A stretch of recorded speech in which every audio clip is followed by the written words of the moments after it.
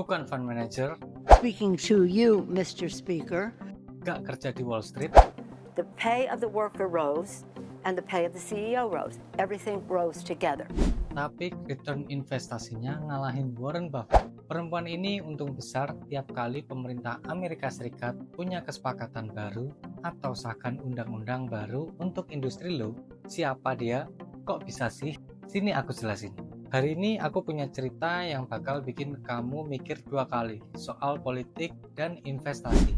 Aku bakal bahas satu tokoh wanita paling berpengaruh di politik Amerika dan juga salah satu investor paling sukses belakangan ini. Namanya Nancy Pelosi. Dan ternyata performa investasinya gak main-main, beneran cuan besar. Tapi gimana bisa?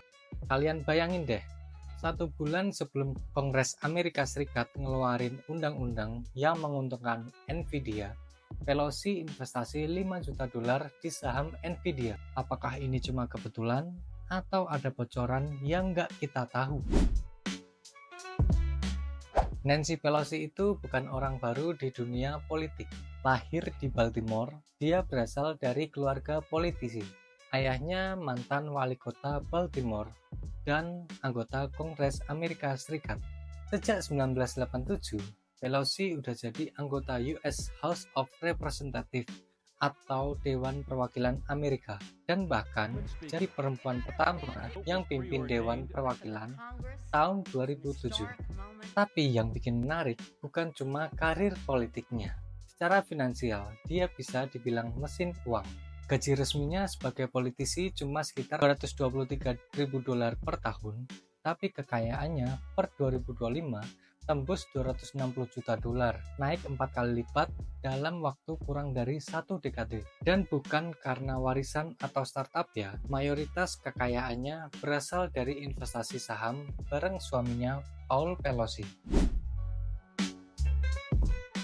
Di tahun 2023, estimasi return investasinya 65%, ngalahin Warren Buffett yang indeks Nasdaq saat itu naik 55%. Tapi sebagai catatan, sulit untuk menghitung angka pasti return tahunan politisi seperti dia. Sebagai gambaran, kalau kamu investasi $10.000 Amerika Serikat dengan meniru gaya Nancy Pelosi, di tahun 2023, kamu akan memiliki kekayaan $16.500. Sementara itu, kalau kamu investasi di indeks S&P 500, kamu cuma dapat sekitar $12.190. Ini artinya Nancy menggandakan kekayaannya. Bahkan selama 9 tahun terakhir, nilai kekayaannya naik sekitar 300%. Padahal dia tidak bekerja di Wall Street dan bukan fund manager. Tapi kok bisa? Nah, disinilah muncul pertanyaan besar. Apakah dia pakai info dalam alias insider trading? Bukankah politisi harusnya dilarang melakukan trading karena mereka akan tahu informasi dari dalam? Nah, ternyata di Amerika ini sepenuhnya legal. Secara hukum, politisi Amerika Serikat boleh investasi saham selama mereka laporin transaksinya dalam 45 hari. Ini tercantum dalam The Ethics in Government Act of 1978 dan The Stock Act of 2012. Tapi mereka juga punya akses ke info yang nggak kita miliki, kayak draft undang-undang, rencana kontrak pemerintah, dan bahkan pertemuan rahasia sama CEO perusahaan. Dan ini nggak cuma Pelosi. Sekarang kita akan lihat transaksi yang dilakukan Pelosi di waktu yang sangat tepat. Nilainya hingga keuntungan yang luar biasa. Contoh pertama, Juli 2022. Pelosi beli call option saham Nvidia senilai $5 juta saat sektor semikonduktor mengalami masa sulit. 29 hari kemudian, Kongres mengesahkan UU CHIPS Act yang mengalokasikan subsidi sebesar $52 miliar Amerika Serikat untuk industri semikonduktor. Dan salah satu penerima manfaat besar, Nvidia. Sahamnya naik 19% cuma dalam 2 minggu. Return tahunan kalau dihitung bisa 400% lebih. Kebetulan? Mungkin. Tapi bukan sekali doang. 19 Maret 2021, Paul Pelosi, suaminya, beli saham Microsoft. Beberapa hari kemudian, tepat pada 31 Maret 2021, Microsoft dapat kontrak 22 miliar dolar dari militer Amerika Serikat untuk memasok HoloLens augmented reality headset.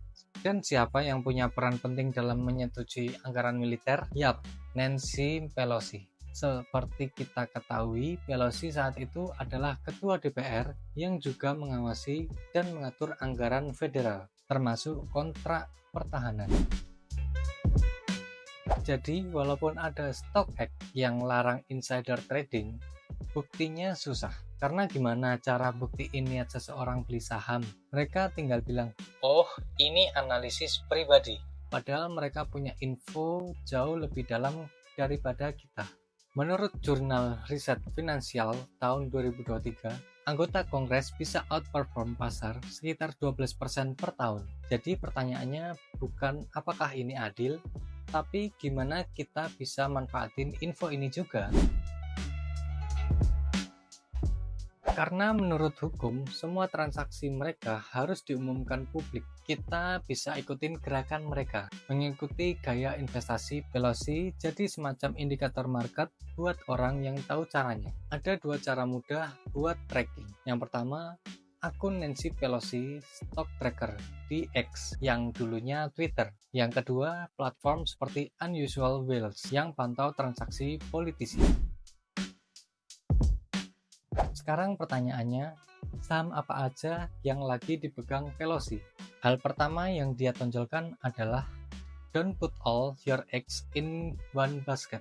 Dia melakukan diversifikasi yang mencakup berbagai sektor dan aset untuk mengurangi risiko secara keseluruhan. Namun yang menarik adalah fokusnya pada satu sektor, teknologi. Bahkan beberapa pembelian terbarunya mencakup saham seperti Nvidia dan Broadcom Incorporated. Apalagi keduanya punya kantor pusat di California, negara bagian yang diwakilinya. Jika Anda ingin meniru portofolio Nancy Pelosi, maka cari perusahaan yang mendapat keuntungan dari regulasi Amerika Serikat. Berikut beberapa yang terbaru.